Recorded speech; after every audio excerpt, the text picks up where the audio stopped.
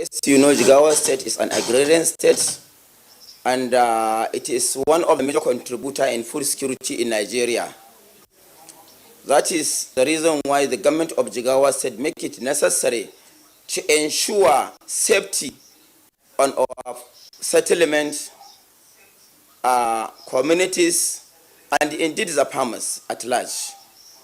So our tremendous effort in addressing the effort of flooding in order to prevent our farmers and also to encourage the farmers to cultivate more, to support the national agenda, more especially the renewed hope policy of Mr. President on providing food security in the country.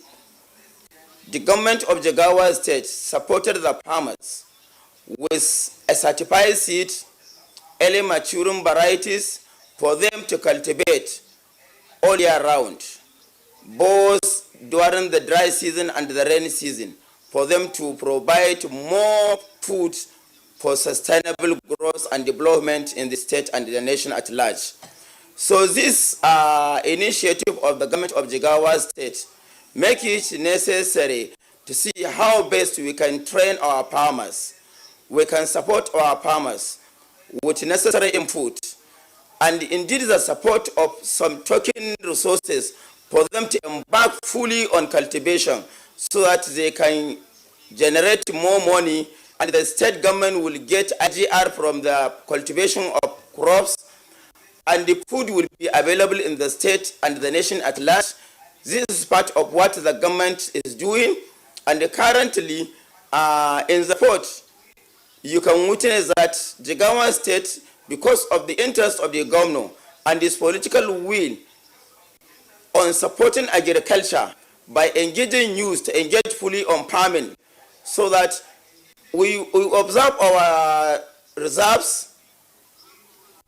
cleared all the reserves we have available at the Padama areas, distributed it to our youth, gives them a piece of land, supported them with agricultural input, gives them the extension workers to train them on best agronomic practice for them to cultivate well in order to enhance the livelihood and to have economic benefit for the benefit of the state and nation at large. So the committee is working to ensure safety at all angles, more especially the critical point that will cause havoc in order to prevent our farmers from productive loss of agricultural product, so that we are working. Also, one thing I want you to know, issue to do with flooding in Jigawa state is not only heavy rainfall. It classified into two. One, we have the upland areas that experience flooding as a result of the velocity of heavy rainfall in the state. Number two, we have two dams situated in Kano state. The releases of water from the dams,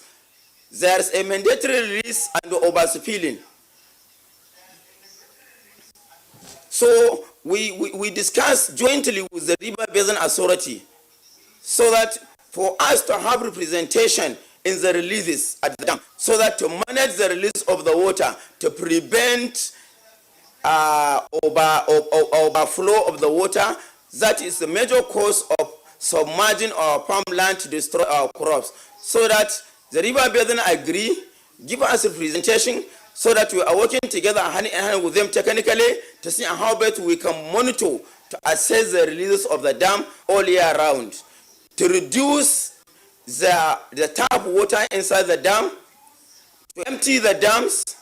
before the rain established, so that when the new water came inside the dam, so that it will continue flowing gradually to downstream of Jigawa state, so that we cannot experience much flooding that will devastate affect our settlement. And